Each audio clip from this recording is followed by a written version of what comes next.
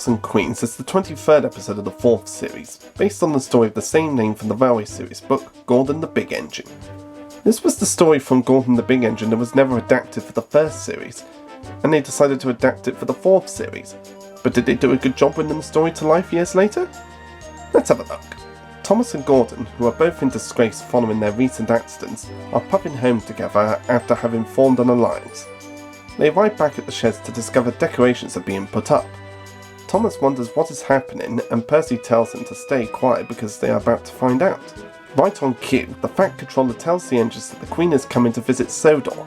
The engines then wonder who will pull the royal train. Edward says he is too old, and Gordon says he is still in disgrace. James thinks he will be chosen, but Henry disagrees, claiming James cannot even climb hills, and brags that he will pull the royal train and have a new coat of paint too.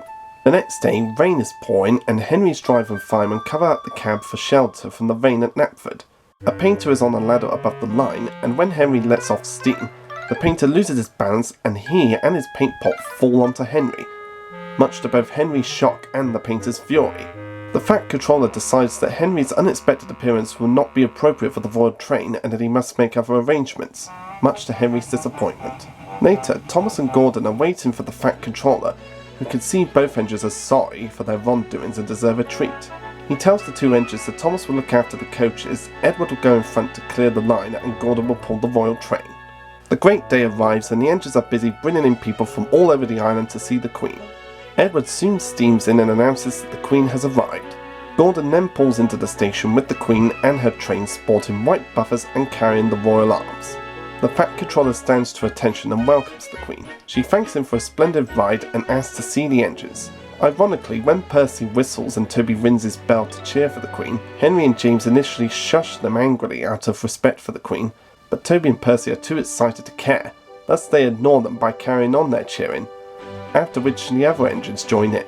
When it is time for the Queen to leave, she speaks specially to Thomas for providing her coaches, Edward, and finally Gordon, who takes her home as all the engines whistle happily. No engines have ever felt prouder than those on the Fat Controller's railway.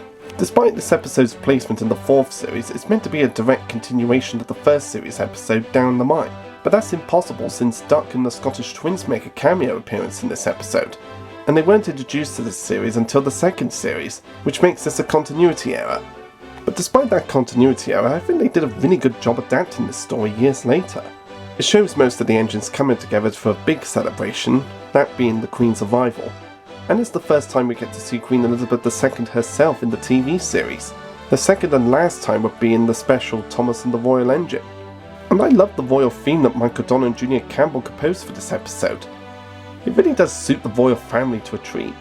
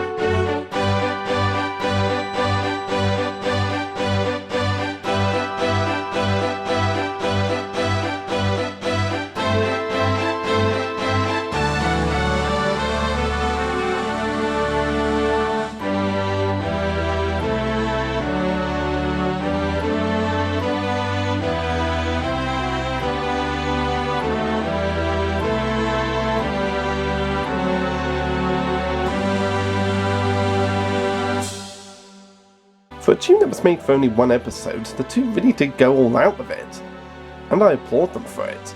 And this story is actually based on two real-life events.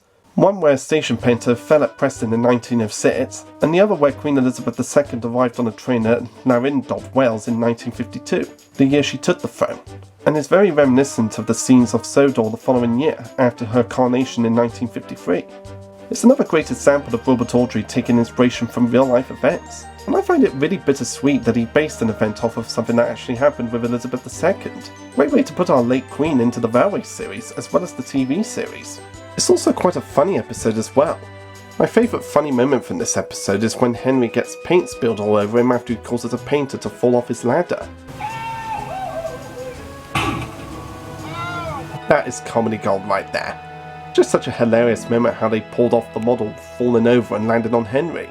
And seeing Edward, Gordon, James and Henry debate over who will pull the royal train is just a hilarious moment to me. It's one I've always enjoyed reenacting whenever I played with my Ertel and wooden railway models. The engines wondered who would pull the royal train. I'm too old to pull important trains, said Edward sadly. I'm in disgrace, sighed Gordon gloomily. He'll choose me, of course, boasted James. You, snorted Henry, you can't climb hills. He will ask me to pull the train, and I'll have a new coat of paint. Hey, bite my shiny metal ass! It also goes down in history as being the last episode that was written by Wilbert Awdry until the 20th series episode, Tit for Tat, as well as being the last appearance of Knapford Station until Thomas and the Magic Railroad and the 6th series of the show. And I think this was a really nice last hurrah for Knapford Station for a couple of years. Seeing it all decorated up all fancy like with brand new paint and banners on it, it seems like a really great farewell to this iconic location for the TV series.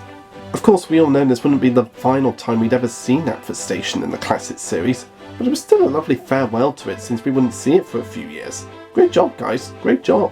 And despite the continuity error of Duck and the Scottish Twins showing up even though they weren't meant to be in the episode entirely, I still think they did a really fantastic job adapting this episode, especially when showing us the flashbacks of Off the Rails and Down the Mine. It's another perfect example of an episode adapted really superbly. In fact, this episode is so wonderful, I think that it should have been the finale of the series. But the actual finale was what we'll come to in the next couple of days. Paintpots and Queens is definitely one of the best episodes I've ever watched for the TV series. It's one that I would watch multiple times on VHS tapes when I was a kid, and I'm still always happy to look back on it all these years later. It's an episode that's definitely not to be missed. One of the greats.